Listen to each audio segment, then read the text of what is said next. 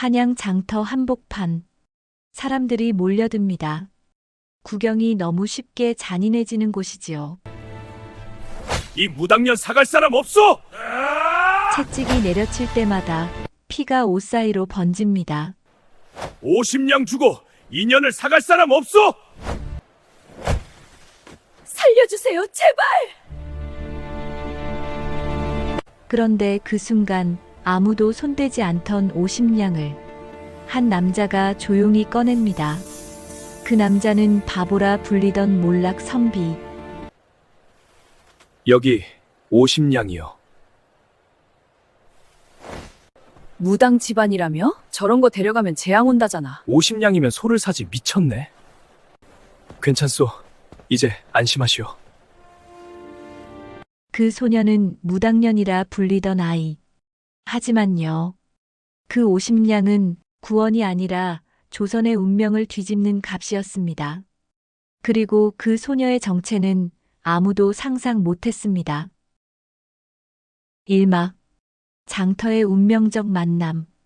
조선 중기 한양에서 30리 떨어진 청송마을에 김서방이라 불리는 28살 선비가 살았습니다. 이 무당년을 데려갈 사람 없어? 한양 장터에서 사내의 고함이 울려 퍼졌습니다. 사람들이 하나 둘 모여들었지요. 장터 한복판에 한 여인이 쓰러져 있었고 그 위로 채찍이 거칠게 내리꽂혔습니다. 채찍을 휘두르는 사내는 50대쯤 되어 보였습니다. 얼굴이 험악하고 눈빛이 사나웠지요. 점쟁이 박서방이라 불리는 자였습니다. 이 쓸모없는 것, 석 달 동안 손님 하나 못 데려오고 채찍이 다시 여인의 등을 내리쳤습니다. 찢어진 옷 사이로 붉은 피가 배어나왔지요. 악! 여인의 비명이 새어나왔지만 사내의 손길은 멈추지 않았습니다. 김서방은 그 광경을 보고 발걸음을 멈췄습니다. 가슴이 철렁 내려앉았지요. 여인은 18세쯤 되어 보였습니다. 누추한 옷차림에 얼굴은 먼지투성이었지만 눈빛만은 또렷했습니다.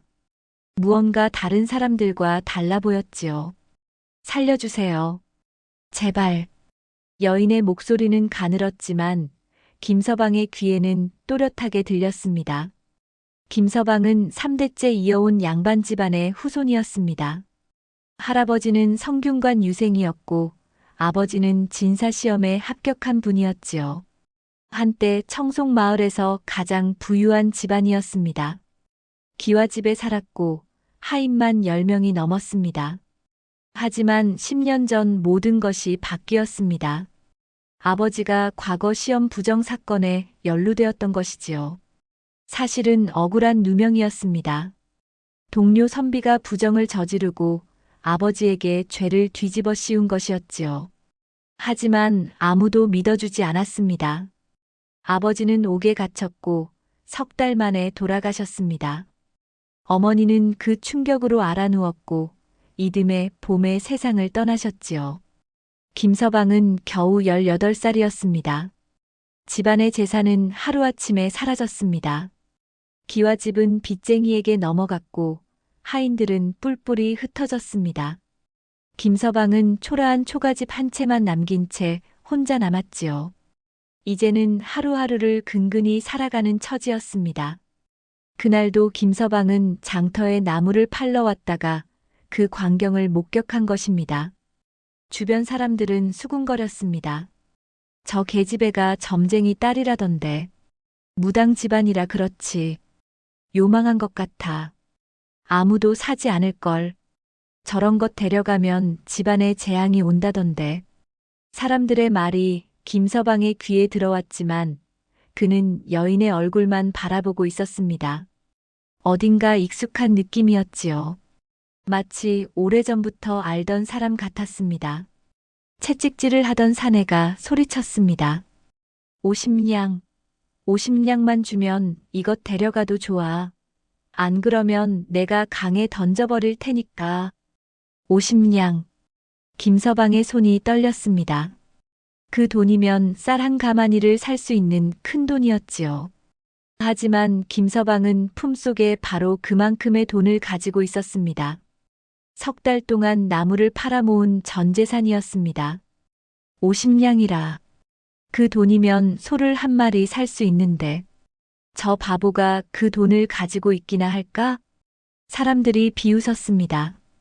김서방은 평소에도 마을 사람들에게 바보 취급을 받았지요. 말수가 적고 행동이 느렸기 때문입니다. 하지만 김서방은 결심했습니다. 주머니에서 떨리는 손으로 무명 보자기를 꺼냈습니다. 그 안에는 정성스럽게 모아온 50냥이 들어있었지요. 여기 50냥이요. 김서방의 목소리에 장터가 조용해졌습니다. 사람들이 눈을 크게 떴지요. 뭐, 저 바보가 정말 50냥을? 세상에. 그 돈이면 소를 사고도 남는데. 사내는 눈을 반짝이며 다가왔습니다. 보자기를 열어보더니 허허 웃었습니다. 좋아. 거래 성사야. 이제부터 이것은 내 것이다. 사내는 돈을 챙겨 넣고 여인을 거칠게 일으켰습니다. 여인은 비틀거리며 김서방 앞에 섰지요. 두 사람의 눈이 마주쳤습니다. 고맙습니다. 여인의 목소리는 떨렸지만 눈빛만은 맑았습니다. 김서방은 고개를 끄덕였습니다. 괜찮소. 이제 안심하시오. 장터를 떠나는 두 사람의 뒤로 사람들의 웃음소리가 들려왔습니다. 저 바보가 무당년을 샀다. 50냥을 날려버렸어. 완전히 미쳤구만. 집에 가면 귀신이 따라갈 거야. 꼴 좋다. 김서방은 아랑곳하지 않았습니다. 오히려 여인의 짐을 들어주고 천천히 걸었지요. 여인은 맞은 상처 때문에 제대로 걷지 못했습니다. 천천히 가시오. 서두를 것 없소. 죄송합니다. 나리께서 귀한 돈을 저 같은 것에. 그런 말하지 마시오. 이제 내 집으로 가는 것이니 걱정 마시오. 한양에서 청송마을까지는 30리 길이었습니다. 두 사람은 천천히 걸었지요. 해가 질 무렵 마을에 도착했습니다. 김서방의 집은 초라한 초가집이었습니다. 방 하나에 부엌 하나가 전부였지요. 하지만 김서방은 정성스럽게 집을 정리해 두었습니다. 여기가 제가 살 곳입니까? 여인이 조심스럽게 물었습니다. 김서방은 고개를 끄덕였습니다. 그렇소. 비록 누추하지만 비바람은 막을 수 있소. 고맙습니다. 날이라니. 그냥 서방이라 불러주시오. 나는 김서방이요. 성은 김씨요. 예. 서방님. 저는 월선이라 합니다. 월선. 달빛 같은 이름이었습니다. 김서방은 그 이름이 마음에 들었지요. 월선이라. 좋은 이름이요. 그날 밤 김서방은 월선에게 깨끗한 옷을 주고 따뜻한 죽을 끓여주었습니다. 월선은 눈물을 흘리며 죽을 먹었지요. 이렇게 따뜻한 음식을 먹어본 지가 언제인지. 천천히 드시오. 많이 만들었으니 배불리 드시오. 김서방의 목소리는 따뜻했습니다. 월선은 그 순간을 평생 잊을 수 없었지요. 점쟁이 집에 팔려온 이후 처음으로 느끼는 따뜻함이었습니다. 서방님, 왜 저를 사셨습니까? 사람들 말처럼 저는 무당 집안이고 요망한 계집입니다. 김서방은 잠시 말이 없었습니다. 그러다가 조용히 대답했습니다. 그냥 마음이 아팠소. 당신이 맞는 모습을 보니 가슴이 무너지는 것 같았소. 나도 어려서 부모를 잃고 외롭게 자랐소. 그래서 당신의 아픔이 느껴졌소. 월선의 눈에서 눈물이 흘러내렸습니다. 이번에는 슬픔의 눈물이 아니라 감사의 눈물이었지요. 고맙습니다. 서방님, 평생 이 은혜를 잊지 않겠습니다. 그날 밤 달빛이 초가집을 비쳤습니다. 두 사람은 각자의 방석에 앉아 서로를 바라봤지요. 말은 없었지만 무언가 통하는 것이 있었습니다. 운명적 만남. 50냥으로 맺어진 두 사람의 인연은 이렇게 시작되었습니다. 과연 이 만남이 그들의 삶을 어떻게 바꿀까요? 듣고 계신 지역을 댓글로 남겨주시면 그곳에 행운이 가득하길 기원하겠습니다. 이마 조롱 속의 새로운 시작. 다음 날 아침 소문은 벌써 마을 전체에 퍼져 있었습니다. 김서방이 무당년을 50냥이나 주고 데려왔다는 소문이었지요. 들었어? 저 바보 김서방이 한양 장터에서 무당 집안 계집을 샀대. 50냥이나 줬다던데? 그 돈이면 소 2마리를 살 수 있잖아. 완전히 미쳤어. 집안에 재앙이 올 거야. 마을 사람들이 수군거렸습니다. 김서방의 친척들도 찾아왔지요.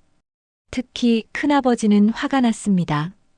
큰아버지는 마을에서 가장 부유한 사람이었는데 조카가 집안 망신을 시킨다고 생각했던 것이지요. 서방아, 대체 무슨 생각으로 그런 짓을 했느냐? 큰아버지가 화를 내며 물었습니다. 얼굴이 붉게 달아올라 있었고 목소리는 떨렸지요. 50냥이면 소 2마리를 살 수 있는 돈이다. 그 돈으로 무당년을 사다니. 완전히 미쳤구나. 큰아버지 옆에는 큰어머니도 서 있었습니다. 큰어머니도 혀를 차며 말했습니다.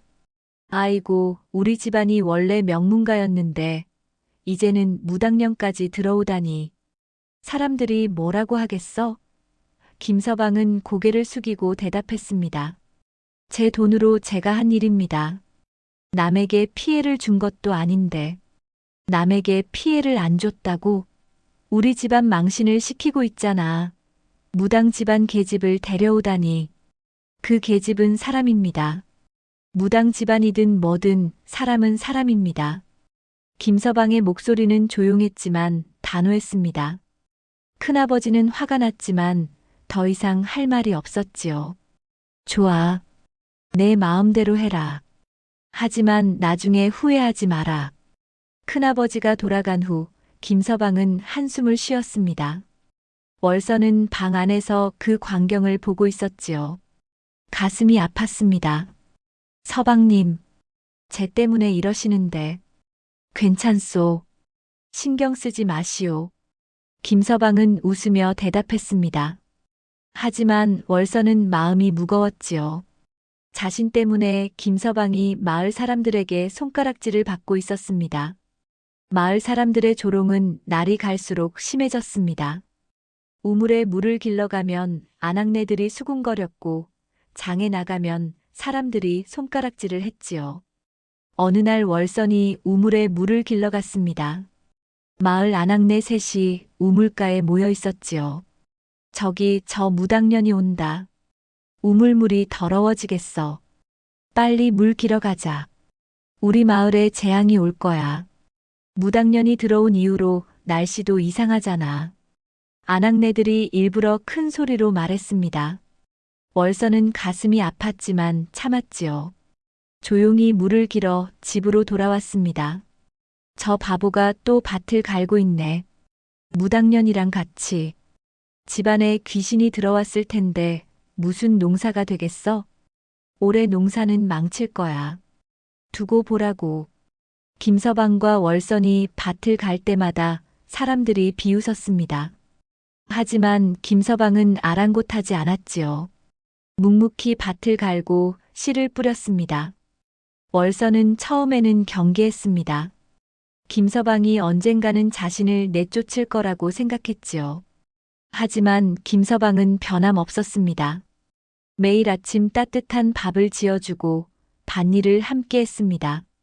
힘든 일은 김서방이 도맡았고 월서는 가벼운 일을 했지요. 서방님, 제가 물을 길어오겠습니다. 아니요. 당신은 아직 상처가 아물지 않았소. 내가 하겠소. 하지만 괜찮소. 이 정도는 나 혼자 할 수 있소. 김서방의 친절은 진심이었습니다. 월서는 점점 마음을 열기 시작했지요. 한 달이 지났습니다. 어느 날 저녁 두 사람은 마당에 앉아 저녁을 먹고 있었습니다. 달빛이 밝았고 바람이 시원했지요. 서방님, 왜 그러시오? 제가 왜 점쟁이 집에 팔려갔는지 말씀드려도 될까요? 김서방은 고개를 끄덕였습니다. 월서는 천천히 이야기를 시작했습니다. 저는 원래 점쟁이 집안이 아니었습니다. 한양에 살던 그냥 평범한 집안의 딸이었지요. 평범한 집안? 예. 하지만 5년 전에 큰일이 있었습니다. 집안이 망하고 부모님이 돌아가셨습니다. 저는 혼자 남았고 어디로 가야 할지 몰랐지요. 월선의 목소리가 떨렸습니다. 김서방은 조용히 들었습니다. 그때 한 점쟁이가 저를 데려갔습니다. 먹여주고 재워주는 대신 심부름을 시켰지요. 그런데 그 사람이 돈에 쪼들리자 저를 팔려고 했습니다. 그래서 장터에 나온 것이었군요. 예. 죄송합니다. 제가 거짓말을 한 셈이에요. 저는 무당 집안이 아니라 상관없소. 김서방이 월선의 말을 끊었습니다. 무당 집안이든 아니든 상관없소. 당신은 당신이오. 그것으로 충분하오. 월선의 눈에서 눈물이 흘러내렸습니다. 김서방의 말이 너무 따뜻했기 때문이지요. 고맙습니다. 서방님. 두 사람은 그날 밤 서로의 이야기를 나눴습니다. 김서방도 자신의 이야기를 했지요. 나도 어려서 부모를 잃었소. 아버지가 과거 부정 사건에 연루되어 돌아가셨고 어머니는 그 충격으로 병을 얻어 세상을 떠나셨소. 그러셨군요. 그래서 나는 혼자 자랐소. 마을 사람들은 나를 바보라 불렀지요. 말이 느리고 행동이 둔하다고. 하지만 나는 그냥 외로웠을 뿐이요. 월선은 김서방의 손을 잡았습니다. 김서방도 월선의 손을 꼭 잡았지요. 두 사람은 같은 아픔을 가진 사람이었습니다. 시간이 흐르면서 월선은 집안일을 도맡아 했습니다. 밥을 짓고 빨래를 하고 집을 청소했지요. 김서방은 밭을 갈고 나무를 했습니다. 마을 사람들의 조롱은 계속되었지만 두 사람은 신경 쓰지 않았습니다. 오히려 서로를 의지하며 더 강해졌지요. 어느 날 장에서 돌아오던 김서방이 월선에게 무언가를 건넸습니다. 이것 당신께 드리고 싶었소. 작은 비녀였습니다. 값싼 나무 비녀였지만 정성스럽게 만들어진 것이었지요. 서방님, 이것을 마음에 드시오? 장에서 봤는데 당신에게 어울릴 것 같아서. 월선은 비녀를 받아들고 눈물을 흘렸습니다. 평생 이런 선물을 받아본 적이 없었지요. 고맙습니다. 서방님, 평생 소중히 간직하겠습니다. 다행이요. 마음에 들어 하시니 두 사람의 사이는 점점 가까워졌습니다. 처음에는 주인과 하인 같은 관계였지만 이제는 서로를 의지하는 동반자가 되었지요. 하지만 마을 사람들의 시선은 여전히 차가웠습니다. 저 둘이 참 볼만하다. 바보와 무당년이 한 집에 산다니. 올해 농사는 분명 망할 거야. 귀신이 붙었을 테니까. 우리 마을에 재앙이 올지도 몰라. 월서는 그런 말들을 들을 때마다 가슴이 아팠습니다. 하지만 김서방은 태연했지요. 걱정 마시오. 우리가 열심히 일하면 하늘이 알아주실 것이오. 하지만 서방님, 사람들이 뭐라 하든 상관없소. 우리는 우리 길을 가면 돼오. 김서방의 목소리는 확신에 차 있었습니다. 월서는 그런 김서방을 보며 마음이 따뜻해졌지요. 석 달이 지났습니다. 어느 날 월선이 밭에서 일하다가 갑자기 멈춰 섰습니다. 눈앞이 흐려지고 무언가 보이기 시작했지요. 이상하다. 이건 월선은 어려서부터 가끔 이상한 것들을 봤습니다. 다른 사람들이 보지 못하는 것들. 하지만 그것이 무엇인지는 몰랐지요. 괜찮소? 김서방이 걱정스럽게 물었습니다. 월선은 고개를 끄덕였습니다. 예, 괜찮습니다. 그냥 잠시 어지러웠을 뿐입니다. 하지만 월선은 알고 있었습니다. 무언가 특별한 일이 일어날 것이라는 것을, 그리고 그것이 자신과 김서방의 운명을 바꿀 것이라는 것을. 마을 사람들의 조롱 속에서도 두 사람은 묵묵히 자신들의 길을 걸어갔습니다. 서로를 믿고 서로를 의지하며. 과연 이들에게는 어떤 미래가 기다리고 있을까요? 다음 이야기가 궁금하시다면 좋아요를 눌러주세요. 산막. 신비한 능력의 발현. 6달이 흘렀습니다. 김서방과 월선의 생활은 조용했지만 평화로웠습니다. 두 사람은 밭을 일구고 나무를 캐고 서로를 의지하며 살았지요. 어느 가을날이었습니다. 마을 이웃집 아들 최돌쇠가 장사를 시작하려고 했습니다. 최돌쇠는 30살로 마을에서 가장 부지런한 청년이었지요. 아버지에게 물려받은 땅을 팔아 백량을 마련했습니다. 아버지, 저는 한양으로 가서 곡물 장사를 하겠습니다. 이 땅을 팔아 자본금을 만들었으니 분명 성공할 겁니다. 최돌쇠의 아버지는 걱정스러운 얼굴로 물었습니다. 아들아, 그 땅은 조상님들이 물려주신 땅인데 정말 팔아도 되겠느냐? 아버지, 걱정 마십시오. 장사로 큰 돈을 벌어 더 좋은 땅을 사드리겠습니다.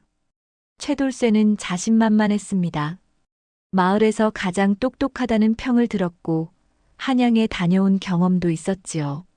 아들아, 조심해야 한다. 장사란 게 쉬운 일이 아니란다. 알고 있습니다. 하지만 준비를 철저히 했습니다. 최돌쇠의 눈빛은 자신감으로 빛났습니다. 마을 사람들도 축하했지요. 최돌쇠가 드디어 한양으로 가는구만. 백냥이면 큰돈이야. 장사 잘하면 부자 될 거야. 그날 저녁 월선이 김서방에게 조용히 말했습니다. 서방님, 최돌쇠네 땅 말입니다. 응? 무슨 일이요? 그 땅이 이상합니다. 김서방은 월선의 표정이 심상치 않음을 알았습니다.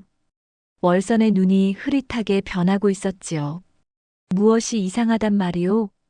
그 땅에 전생의 원한이 서려 있습니다. 아주 오래전 그곳에서 억울하게 죽은 사람이 있었습니다. 그 한이 아직도 남아 있어요. 전생이라니? 김서방은 깜짝 놀랐습니다. 월선이 전생을 본다니. 하지만 월선의 눈빛은 진지했습니다. 서방님, 제가 어려서부터 가끔 이상한 것들을 봤다고 말씀드렸죠? 그것이 바로 전생이었습니다. 사람들의 전생, 땅의 과거, 물건의 내력, 모두 보입니다. 월선의 목소리가 떨렸습니다. 평생 숨겨왔던 비밀을 처음으로 털어놓는 것이었지요. 점쟁이 집에 팔려갔을 때 그들이 제 능력을 알았습니다. 그래서 저를 이용하려 했지요.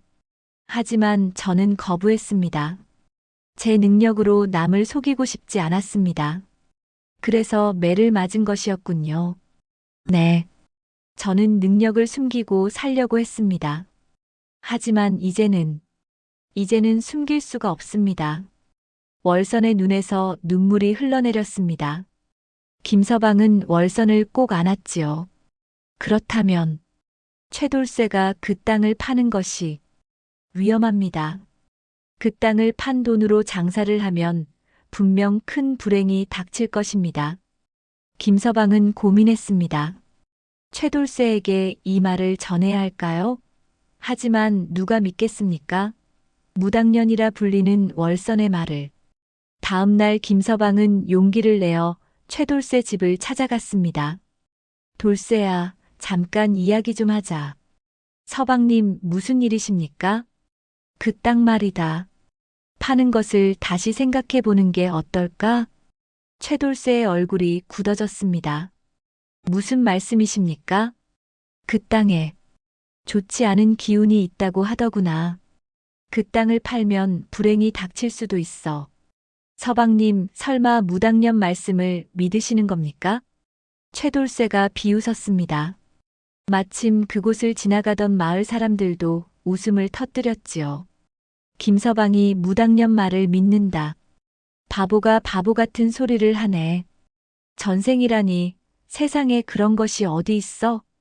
김서방은 얼굴이 붉어졌지만 끝까지 말했습니다. 돌쇠야, 부탁이다. 다시 한번 생각해봐라. 서방님, 죄송하지만 저는 가겠습니다. 이미 결정한 일입니다. 최돌쇠는 고개를 저으며 돌아섰습니다. 김서방은 한숨을 쉬며 집으로 돌아왔지요. 한 달이 지났습니다. 최돌쇠가 한양에서 급히 돌아왔습니다. 얼굴이 새하얗게 질려 있었지요. 아버지, 다 잃었습니다. 뭐, 무슨 소리냐? 장사가 완전히 망했습니다. 곡물을 실은 배가 강에서 뒤집혔습니다. 백냥이 모두 물속으로. 최돌쇠의 아버지는 주저앉았습니다. 마을 사람들이 모여들었지요. 세상에, 백냥이 다 날아갔다니. 그 큰 돈을 한순간에 잃다니. 최돌쇠는 망연자실했습니다. 평생 모은 재산이 하루아침에 사라진 것입니다. 그때 누군가가 속삭였습니다. 그러고 보니 김서방이 뭐라고 했지? 그 땅을 팔지 말라고 했잖아. 무당년이 전생을 봤다며? 설마 정말 그게 맞았던 건가? 소문은 삽시간에 마을에 퍼졌습니다. 월선이 전생을 본다는 소문, 최돌쇠의 불행을 미리 알았다는 소문. 며칠 후 마을 사람들이 하나 둘 김서방의 집을 찾아오기 시작했습니다. 첫 번째로 찾아온 사람은 이웃집 할머니였습니다. 서방님, 저 부탁이 있습니다. 무엇이오, 할머니? 월선 아씨께서 우리 집 땅도 좀 봐주실 수 있을까요? 아들이 그 땅을 팔려고 하는데 괜찮은지 알고 싶습니다. 월선은 조용히 고개를 끄덕였습니다. 할머니의 손을 잡고 눈을 감았지요. 잠시 후 월선이 입을 열었습니다. 할머니, 그 땅은 팔지 마십시오. 3년 후에 큰 길이 생깁니다. 그때 팔면 지금보다 3배 비싼 값을 받을 수 있습니다. 할머니는 눈이 휘둥그레졌습니다. 정말입니까? 네, 분명합니다. 3년 후 정말로 그 땅 옆으로 큰 길이 생겼습니다. 할머니는 땅을 3배 값에 팔았지요. 그 소문이 퍼지자 더 많은 사람들이 찾아왔습니다. 두 번째로 찾아온 사람은 젊은 부부였습니다. 아씨, 저희가 새 집을 지으려고 하는데 이 터가 괜찮을까요? 월선은 그들이 보여준 땅을 바라봤습니다. 눈을 감고 전생을 봤지요. 이 땅은 매우 좋습니다. 오래전에 스님이 수행하던 곳입니다. 집을 지으면 가족이 건강하고 평안할 것입니다. 부부는 그 땅에 집을 지었습니다. 과연 가족 모두가 건강했고 아이들도 잘 자랐지요. 세 번째로 찾아온 사람은 마을 청년이었습니다. 아씨, 제가 장가를 가려고 하는데 혼처가 2곳입니다. 어느 집안이 좋을까요? 월선은 두 집안의 물건을 만져봤습니다. 한쪽은 비녀, 다른 쪽은 주머니였지요. 이쪽 집안과 혼인하십시오. 부부가 100년해로 할 것입니다. 청년은 월선의 말대로 혼인했습니다. 과연 부부는 금슬이 좋았고 자손도 번창했지요. 처음에는 한두 사람이었습니다. 하지만 점점 더 많은 사람들이 찾아왔지요. 월선은 그들의 부탁을 거절하지 않았습니다. 조용히 그들의 손을 잡고 눈을 감고 전생을 봤습니다. 이 땅은 괜찮습니다. 농사를 지으면 풍년이 들 것입니다. 이 집터는 좋습니다. 오래 살기에 좋은 곳입니다. 하지만 이 우물은 쓰지 마십시오. 옛날에 이곳에서 사람이 죽었습니다. 월선의 말은 하나하나 맞아떨어졌습니다. 새 집을 지은 사람은 가족이 건강해졌고 농사를 지은 사람은 풍년을 맞았습니다. 우물을 메운 집은 병이 사라졌지요. 석 달 후 월서는 마을에서 가장 유명한 사람이 되었습니다.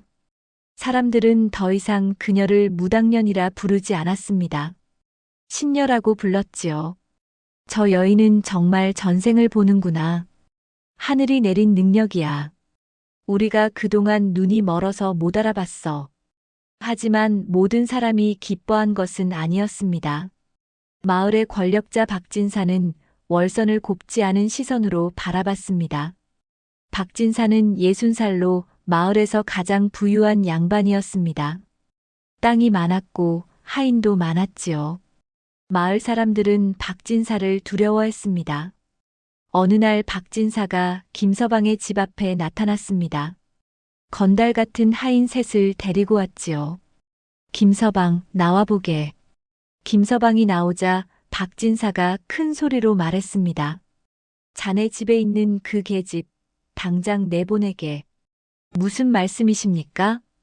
요사스러운 것을 집에 두면 마을에 재앙이 온다네. 전생을 본다니 그게 말이나 되는 소리인가?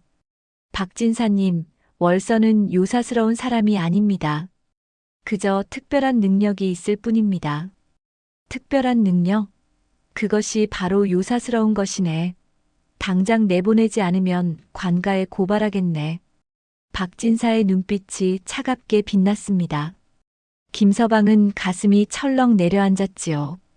관가에 고발당하면 월서는 무당으로 몰려 형벌을 받을 것입니다.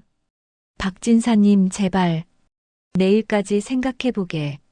그 계집을 내보내든지 아니면 관가에 고발당하든지. 박진사는 차갑게 돌아섰습니다. 김서방은 그 자리에 멍하니 서 있었지요. 집 안에서 월선이 모든 것을 듣고 있었습니다. 눈물이 흘러내렸지요. 자신 때문에 또다시 김서방이 고통받고 있었습니다. 서방님, 제가 떠나겠습니다. 안 돼요. 절대 안 돼요. 김서방이 월선을 꼭 안았습니다. 우리가 함께 이겨낼 것이오. 내가 당신을 지킬 것이오. 두 사람은 서로를 꼭 안고 눈물을 흘렸습니다. 하지만 박진사의 위협은 현실이었습니다. 과연 이들은 이 위기를 어떻게 넘길 수 있을까요? 사막, 위기와 시련. 다음 날 아침 마을은 술렁였습니다. 박진사가 마을 입구에 방을 붙였던 것입니다. 무당년 월선을 당장 마을에서 내쫓아야 한다. 요사스러운 것을 두면 마을에 재앙이 온다. 방을 본 마을 사람들은 두려움에 떨었습니다. 박진사를 거역하면 어떤 일을 당할지 몰랐지요. 박진사가 화가 났구나. 우리가 월선을 너무 믿었나? 혹시 정말 요사스러운 것일까? 하루 만에 분위기가 바뀌었습니다. 어제까지 월선을 찾아오던 사람들이 이제는 피하기 시작했지요. 김서방이 장에 가려고 마을을 걸으면 사람들이 고개를 돌렸습니다. 저기 김서방 온다. 눈 마주치지 마. 박진사한테 찍힐 수도 있어. 빨리 피하자. 어제까지만 해도 인사를 나누던 이웃들이 이제는 외면했습니다. 김서방이 우물에 물을 길러가면 사람들이 슬금슬금 자리를 피했지요. 저 사람 때문에 우리 마을이 위험해질 수도 있어. 박진사를 거역하면 안 되는데. 무당년은 정말 요사스러운 것일지도 몰라. 두려움은 빠르게 퍼졌습니다. 박진사의 힘이 얼마나 센지 마을 사람들은 잘 알고 있었지요. 박진사를 거역하면 땅을 빼앗기거나 하인으로 팔릴 수도 있었습니다. 김서방의 가슴이 무너졌습니다. 다시 몇 달 전으로 돌아간 것 같았지요. 월선을 처음 데려왔을 때의 그 조롱과 멸시. 집으로 돌아온 김서방은 월선이 마당에 앉아 울고 있는 것을 발견했습니다. 또 이렇게 됐네요. 쟤 때문에. 괜찮소. 우리가 함께 이겨내면 돼요. 하지만 상황은 점점 나빠졌습니다. 사흘 후 박진사가 다시 찾아왔습니다. 김서방, 내일 관가에 고발하겠네. 무당년을 숨기고 있다고. 박진사님, 제발 한 번만 더 기회를 주십시오. 기회는 이미 주었네. 내일 아침 관아에 고발장을 넣겠네. 박진사는 냉정했습니다. 김서방과 월선은 절망에 빠졌지요. 그날 밤 두 사람은 잠을 이루지 못했습니다. 내일이면 월선은 관가로 끌려갈 것입니다. 무당으로 고발당하면 최소 곤장 100대, 심하면 귀양을 갈 수도 있었지요. 서방님, 제가 도망가겠습니다. 어디로 가겠소? 관가에 고발되면 전국에 수배가 내려질 것이오. 두 사람은 서로를 꼭 안고 울었습니다. 하늘이 무너지는 것 같았지요. 그때였습니다. 밖에서 급한 발소리가 들려왔습니다. 서방님, 서방님. 문을 열자 박진산의 하인이 헐레벌떡 뛰어왔습니다. 큰일 났습니다. 도련님이 갑자기 쓰러지셨습니다. 뭐라고? 박진사의 외동아들 박철수가 갑자기 병에 걸렸다는 것입니다. 저녁을 먹다가 갑자기 쓰러져서 의식을 잃었다고 했지요. 의원을 불렀지만 병명을 모르겠답니다. 진사님께서 월선 아씨를 찾으십니다. 김서방과 월선은 서로를 바라봤습니다. 아이러니한 상황이었지요. 어제까지 월선을 내쫓으려던 박진사가 이제는 월선을 찾고 있었습니다. 가지 않겠습니다. 월선이 단호하게 말했습니다. 저를 요사스럽다 하고 내쫓으려던 분 아닙니까? 왜 이제 와서 저를 찾습니까? 하인이 무릎을 꿇었습니다. 아씨, 제발 부탁드립니다. 도련님이 죽을지도 모릅니다. 진사님께서 무릎까지 꿇으시며 청하십니다. 김서방이 월선의 손을 잡았습니다. 당신, 서방님 저를 그렇게 대했는데 어떻게? 원수도 도와야 하는 게 사람의 도리요. 그 아이에게는 죄가 없소. 김서방의 눈빛이 진지했습니다. 월선은 한참을 고민하다가 고개를 끄덕였지요. 알겠습니다. 가보겠습니다. 박진산의 집은 마을에서 가장 큰 기와집이었습니다. 월선과 김서방이 들어서자 박진사가 무릎을 꿇고 있었습니다. 아씨, 제발 아들을 살려주시오. 박진사의 목소리가 떨렸습니다. 어제까지만 해도 거만했던 그가 이제는 무릎을 꿇고 빌고 있었지요. 아들이, 외동아들이 죽으면 나는 어찌 살란 말이오. 월선은 방으로 들어갔습니다. 침상에 박철수가 누워 있었지요. 20살 청년이었는데 얼굴이 새하얗고 숨이 가빴습니다. 월선은 박철수의 손을 잡았습니다. 눈을 감았지요. 그러자 월선의 눈앞에 무언가 보이기 시작했습니다. 전생, 박철수의 전생이 보였습니다. 깊은 산속 한 사냥꾼이 활을 들고 있었습니다. 바로 박철수의 전생이었지요. 사냥꾼은 사슴을 발견했습니다. 활 시위를 당겼습니다. 화살이 날아가 사슴의 가슴에 꽂혔지요. 사슴이 쓰러졌습니다. 하지만 사냥꾼이 다가가 보니 놀라운 광경이 펼쳐졌습니다. 사슴의 배가 불러 있었던 것입니다. 임신한 암사슴이었지요. 사냥꾼은 그 자리에 주저앉았습니다. 아니, 임신한 사슴을. 사냥꾼은 평생 그 죄책감에 시달렸습니다. 밤마다 악몽을 꾸었고 결국 병들어 죽었지요. 그 한이 이번 생까지 이어진 것입니다. 월선은 눈을 떴습니다. 얼굴이 창백했지요. 이 아이는 전생의 사냥꾼이었습니다. 월선의 목소리가 울려 퍼졌습니다. 방 안이 조용해졌습니다. 사냥을 하다가 실수로 임신한 암사슴을 죽였습니다. 그 죄책감에 평생 고통받다가 죽었고 이번 생에서도 그 한이 남아 있습니다. 사슴의 원혼이 이 아이를 괴롭히고 있습니다. 박진사가 떨리는 목소리로 물었습니다. 그렇다면 어떻게 해야 합니까? 사슴에게 사죄해야 합니다. 절에 가서 사슴을 위한 천도제를 지내십시오. 그리고 100일 동안 고기를 먹지 말아야 합니다. 박진사는 고개를 끄덕였습니다. 알겠습니다. 당장 준비하겠습니다. 그리고 월선이 품에서 작은 약초 주머니를 꺼냈습니다. 이것을 달여서 하루에 3번 들이십시오. 열흘이면 깨어날 것입니다. 박진사는 떨리는 손으로 약초를 받았습니다. 고맙습니다. 정말 고맙습니다. 월선과 김서방은 집으로 돌아왔습니다. 그날 밤 두 사람은 처음으로 편안하게 잠들었지요. 열흘 후 놀라운 소식이 들려왔습니다. 박철수가 깨어났다는 것입니다. 월선의 말대로 정확히 열흘 만에 의식을 되찾았지요. 그날 아침 박진사의 하인이 달려왔습니다. 서방님, 아씨, 도련님이 깨어나셨습니다. 정말입니까? 네. 오늘 새벽에 눈을 뜨셨습니다. 진사님께서 얼마나 기뻐하시는지. 온 집안이 잔치 분위기입니다. 김서방과 월선은 서로를 바라보며 미소 지었습니다. 월선의 능력이 또 한 번 증명된 것이지요. 박진사가 직접 김서방의 집을 찾아왔습니다. 이번에는 손에 큰 보따리를 들고 왔습니다. 그리고 뒤따라오는 하인들도 보따리를 들고 있었지요. 아씨, 은혜를 갚겠습니다. 박진사의 목소리가 떨렸습니다. 첫 번째 보따리를 열자 쌀 한 가마니가 나왔습니다. 두 번째 보따리에는 은 30냥, 세 번째 보따리에는 고급 비단 3필이 들어있었지요.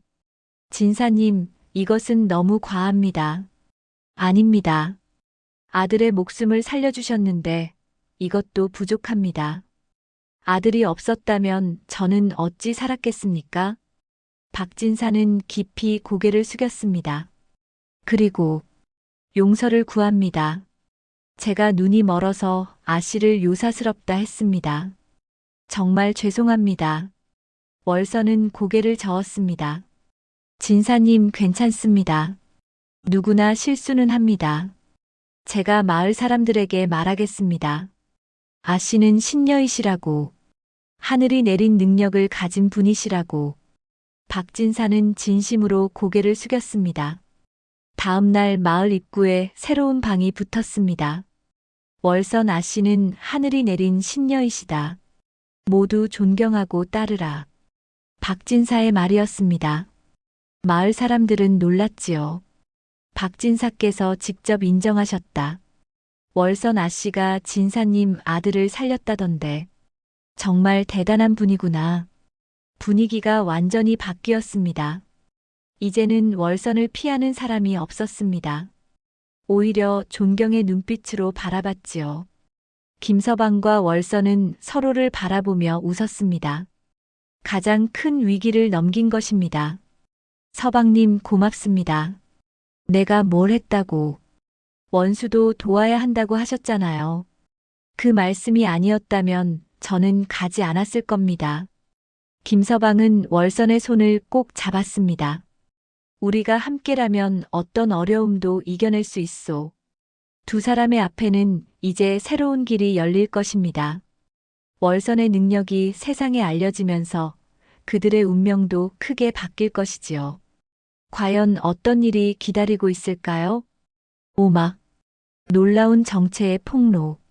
박철수가 회복한 후 보름이 지났습니다. 어느 날 오후 마을 입구가 소란스러웠습니다. 저게 뭐야? 말이 몇 필이나 되지? 마을 사람들이 웅성거렸습니다. 한양에서 온 것으로 보이는 화려한 행렬이 마을로 들어오고 있었지요. 앞장선 말에는 박진사가 타고 있었습니다. 그 뒤로 비단 옷을 입은 노인이 탄 가마가 따라왔습니다. 하인만 10명이 넘었지요. 저 양반은 누구신가? 옷차림이 보통이 아닌데. 한양에서 온 것 같아. 행렬은 김서방의 집 앞에서 멈췄습니다. 박진사가 먼저 내려 김서방의 문을 두드렸지요. 서방님 계십니까? 김서방이 나오자 박진사가 깊이 절했습니다. 진사님 무슨 일이십니까?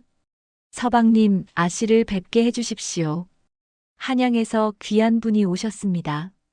가마에서 노인이 내렸습니다. 60대쯤 되어 보였는데 품위가 있었습니다. 비단 도포에 옥으로 만든 패물을 차고 있었지요. 분명 높은 벼슬아치였습니다. 소인 민정오라 하옵니다. 월선 아씨를 꼭 뵙고 싶습니다. 노인의 목소리가 떨렸습니다. 김서방은 고개를 끄덕이고 월선을 불렀지요. 월선 나오시오. 손님이 오셨소. 월선이 나왔습니다. 노인은 월선을 보는 순간 얼어붙었습니다. 눈이 커지고 입술이 떨렸지요. 아, 아씨. 노인의 눈에서 눈물이 쏟아졌습니다. 그러더니 갑자기 무릎을 꿇었습니다. 아씨, 정말 아씨이십니다. 마을 사람들이 놀라 웅성거렸습니다. 저렇게 높아 보이는 양반이 무릎을 꿇다니. 대감마님 일어나십시오. 제가 누구신지도 모르는데. 월선이 당황하며 노인을 일으키려 했습니다. 하지만 노인은 계속 울면서 말했습니다. 아씨, 저를 모르시겠습니까? 저는 민정호입니다. 아씨의 아버님 민상서 대감의 동생입니다. 뭐라고요? 월선의 얼굴이 창백해졌습니다. 민상서. 그 이름이 가물가물 기억났습니다. 어린 시절 아버지라 불렀던 사람. 5년 전 그 끔찍한 날 아씨께서 사라지셨을 때 저는 미칠 것 같았습니다. 온 조선을 뒤졌습니다. 하지만 찾을 수가 없었지요. 노인의 목소리가 떨렸습니다. 그런데 최근에 박진사께서 한양에 오셨을 때 청송마을에 전생을 보는 신녀가 있다는 이야기를 하셨습니다. 나이가 23세, 한양 사투리를 쓴다고. 그 순간 직감했습니다. 혹시 아씨가 아닐까 하고 박진사가 나섰습니다. 제가 대감마님께 월선 아씨 이야기를 했을 때 대감께서 너무 놀라셨습니다. 그래서 직접 모시고 왔습니다. 월선은 떨리는 손으로 얼굴을 가렸습니다. 기억이 조금씩 돌아왔습니다. 아버지, 어머니, 그리고 그렇습니다, 아씨. 아씨는 한양 명문가 민씨 가문의 정녀이십니다. 민상서 대감의 외동딸이십니다. 민정호가 천천히 이야기를 시작했습니다. 5년 전 영모 사건이 일어났습니다. 하지만 그것은 모함이었습니다. 간신배들이 아씨 아버님을 제거하려고 꾸민 음모였지요. 민정호의 목소리에 분노가 섞여 있었습니다. 한밤중에 관군이 들이닥쳤습니다. 아씨 아버님과 어머님은 그 자리에서 돌아가셨습니다. 월선의 눈에서 눈물이 흘러내렸습니다. 어렴풋이 기억났습니다. 어두운 밤 사람들의 비명, 그리고 유모가 자신을 업고 도망치던 모습. 유모님이 아씨를 데리고 도망쳤습니다. 저도 그날 밤 겨우 목숨을 건졌지요. 하지만 아씨를 찾을 수가 없었습니다. 유모님은 저를 점쟁이 박서방에게 맡겼습니다.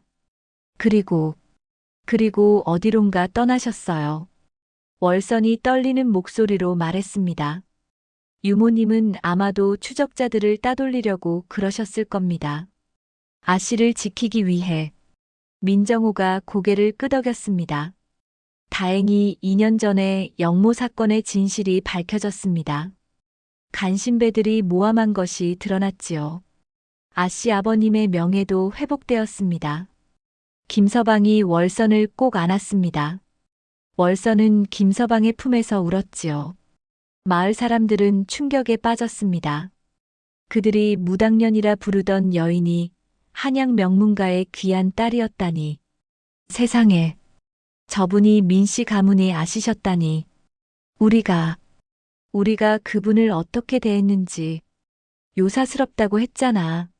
마을 사람들이 하나 둘 무릎을 꿇기 시작했습니다. 아씨, 용서해 주십시오. 저희가 눈이 멀어서 아씨를 몰라봤습니다.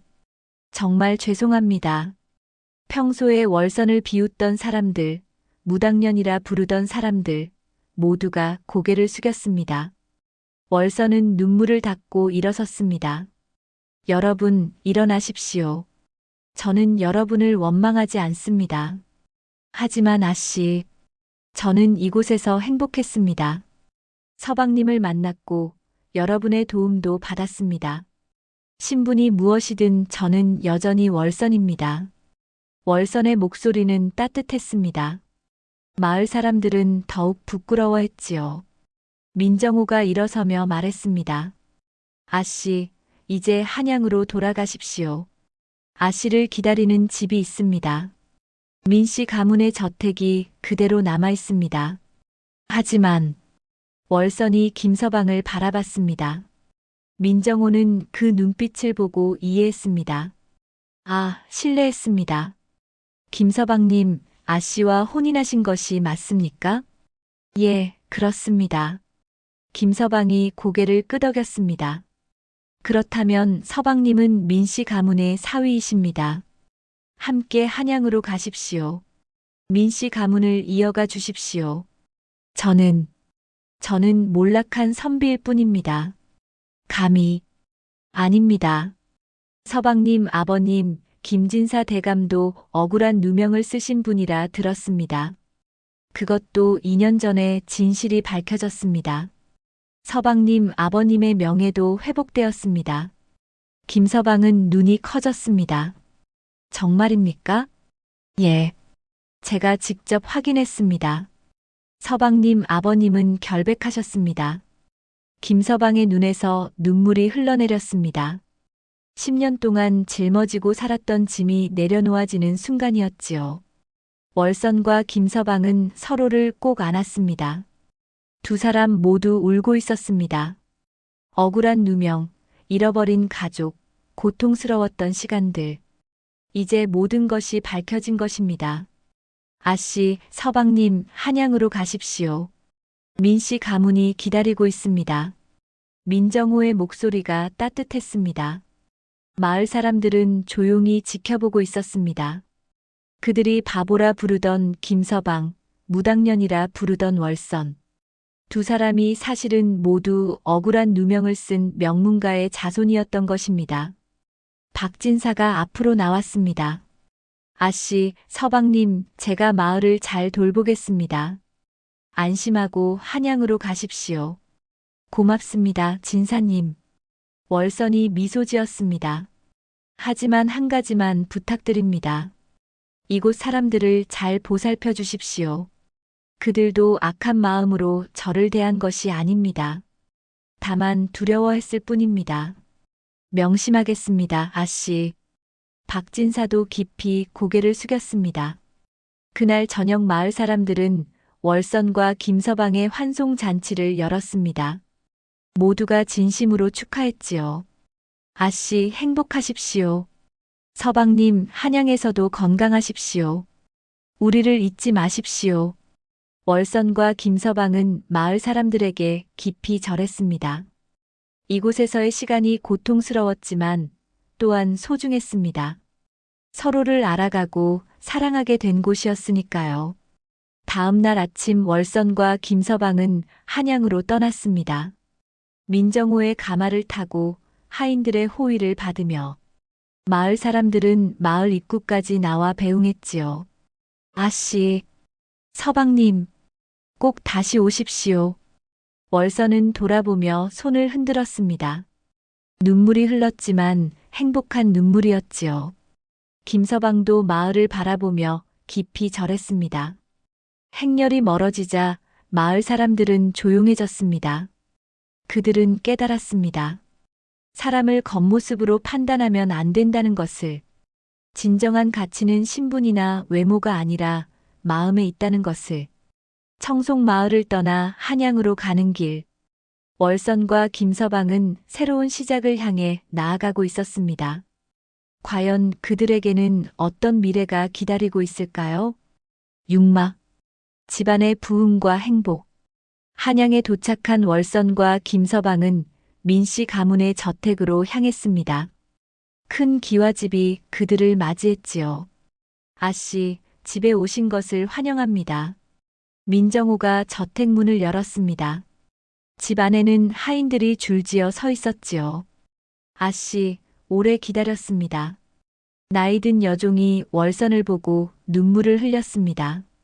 어렸을 때부터 월선을 돌봤던 옥분이었지요. 옥분이구나. 예, 아씨. 두 사람은 서로를 꼭 안고 울었습니다. 그날부터 월선과 김서방의 새로운 삶이 시작되었습니다. 민정호는 민씨 가문의 모든 재산을 월선에게 물려주었습니다. 아씨, 이것이 아씨 아버님께서 남기신 재산 목록입니다. 민정호가 두루마리를 펼쳤습니다. 한양의 이 저택, 경기도 파주의 논 50마지기, 그리고 은 300냥이 있습니다. 김서방은 놀라 입을 다물지 못했습니다. 300냥이면 엄청난 재산이었지요. 평생 벌어도 모을 수 없는 돈이었습니다. 저희가 이 모든 것을 예, 서방님. 이제 서방님은 민씨 가문의 사위이십니다. 당당하게 받으십시오. 민정호가 미소 지었습니다. 하지만 더 놀라운 소식이 있었습니다. 그리고 서방님 아버님, 김진사 대감의 명예가 회복되었다는 소식 들으셨지요? 예, 들었습니다. 조정에서 서방님 아버님께 정삼품 통정대부의 품계를 추증했습니다. 서방님은 이제 당당한 양반가의 아들이십니다. 김서방의 눈에서 또다시 눈물이 흘렀습니다. 아버지의 명예가 회복되다니 10년 동안 꿈꾸던 일이었습니다. 아버지, 드디어 월선이 김서방의 손을 꼭 잡았습니다. 서방님 축하합니다. 아버님께서 하늘에서 기뻐하실 거예요. 그날 밤 김서방은 아버지의 위패 앞에 무릎을 꿇었습니다. 아버지, 아들이 아버지의 명예를 회복했습니다. 이제 편히 쉬십시오. 한양에서의 생활이 시작되었습니다. 월선은 민씨 가문의 안주인으로서 집안을 돌봤습니다. 하지만 그녀의 특별한 능력은 계속되었지요. 소문은 금방 퍼졌습니다. 전생을 보는 신녀가 한양에 왔다는 소문. 사람들이 하나 둘 찾아오기 시작했습니다. 아씨, 저희 집안의 기륭을 봐주십시오. 아씨, 제 아들의 혼처를 봐주십시오. 월선은 그들을 거절하지 않았습니다. 조용히 전생을 보고 조언을 해주었지요. 돈은 받지 않았습니다. 다만 어려운 사람들을 도왔을 뿐입니다. 1년 후 월선은 첫 아들을 낳았습니다. 김서방은 기뻐하며 아들의 이름을 지었지요. 이름을 민도라 하겠소. 민씨 가문의 도를 이어간다는 뜻이요. 그 후 10년 동안 월선과 김서방은 3남 2녀를 낳았습니다. 아이들은 모두 건강하게 자랐지요. 김서방은 다시 공부를 시작했습니다. 아버지의 명예가 회복되었으니 이제는 과거 시험에 응시할 수 있었습니다. 밤낮으로 공부했습니다. 월선은 남편을 뒷바라지하며 응원했지요. 서방님 힘내십시오. 저는 서방님을 믿습니다. 3년 후 김서방은 과거 시험에 응시했습니다. 그리고 놀랍게도 장원급제를 했습니다. 조정은 김서방의 재능을 높이 샀지요. 김서방, 아니 김승지를 임명하노라. 임금이 직접 김서방을 승지로 임명했습니다. 승지는 임금을 가까이서 모시는 높은 벼슬이었지요. 김서방은 눈물을 흘리며 절했습니다. 성은이 망극하옵니다. 집으로 돌아온 김서방을 월선이 맞이했습니다. 서방님 축하합니다. 모두 당신 덕분이요. 당신이 없었다면 나는 아직도 청송마을에서 바보 소리를 들으며 살고 있었을 것이오. 아닙니다. 서방님께서 순박한 마음으로 저를 구해주셨기에 오늘이 있는 것입니다. 두 사람은 서로를 꼭 안았습니다. 월선은 계속해서 백성들을 도왔습니다. 병든 사람의 전생을 보고 치료법을 알려주고 억울한 사람의 과거를 밝혀 명예를 회복시켜 주었지요. 사람들은 월선을 신녀라 불렀습니다. 민시댁 부인께서는 정말 하늘이 내신 분이야. 전생을 보시는 능력으로 얼마나 많은 사람을 도우셨는지 몰라. 월선의 명성은 날로 높아졌습니다. 심지어 궁궐에서도 월선을 찾았지요. 민씨 부인, 왕대비 마마의 병환을 봐주시오. 월선은 궁궐에 들어가 왕대비의 전생을 봤습니다. 그리고 병의 원인을 알아냈지요. 왕대비는 월선의 도움으로 회복했습니다. 임금은 월선에게 큰 상을 내렸습니다. 민씨 부인의 공을 치하하노라. 하지만 월선은 상을 사양했습니다. 전하, 소녀는 다만 하늘이 주신 능력을 백성을 위해 쓸 뿐입니다. 임금은 월선의 겸손함에 감탄했습니다. 세월이 흘러 김서방과 월선은 60대가 되었습니다. 아이들은 모두 장성했고 손주도 10명이 넘었지요. 어느 봄날 두 사람은 정원에 앉아 차를 마셨습니다. 서방님, 50년 전을 기억하시나요? 물론이요. 내 인생에서 가장 현명한 선택이었소. 서방님께서 순박한 마음으로 저를 구해주셨기에 오늘이 있는 것입니다. 김서방은 월선의 손을 잡았습니다. 우리 참 복받았소. 그로부터 10년 후 김서방이 먼저 세상을 떠났습니다. 70세의 나이였지요. 당신, 고마웠소. 평생. 김서방은 월선의 손을 잡고 조용히 눈을 감았습니다. 3년 후 월선도 세상을 떠났습니다. 73세였지요. 임종 직전 월선은 자식들에게 말했습니다. 사람을 겉모습으로 판단하지 마라. 가장 중요한 것은 마음이다. 순박한 마음으로 사람을 대하면 하늘이 복을 내리신다. 자식들은 어머니의 말씀을 가슴 깊이 새겼습니다. 민씨 가문은 대대로 번창했습니다. 자손들은 모두 훌륭하게 자랐고 할머니 월선의 가르침을 잊지 않았지요. 지금도 민씨 가문의 후손들은 할머니의 이야기를 전합니다. 한양 장터에서 50냥에 팔려가던 소녀가 어떻게 집안을 일으켰는지 그 이야기는 우리에게 가르침을 줍니다. 사람을 겉모습으로 판단하지 말라고. 순박한 마음으로 대하면 하늘이 반드시 복을 내리신다고. 오늘 이야기가 마음에 드셨다면 좋아요와 구독 부탁드립니다. 댓글로 소감을 남겨주세요. 감사합니다.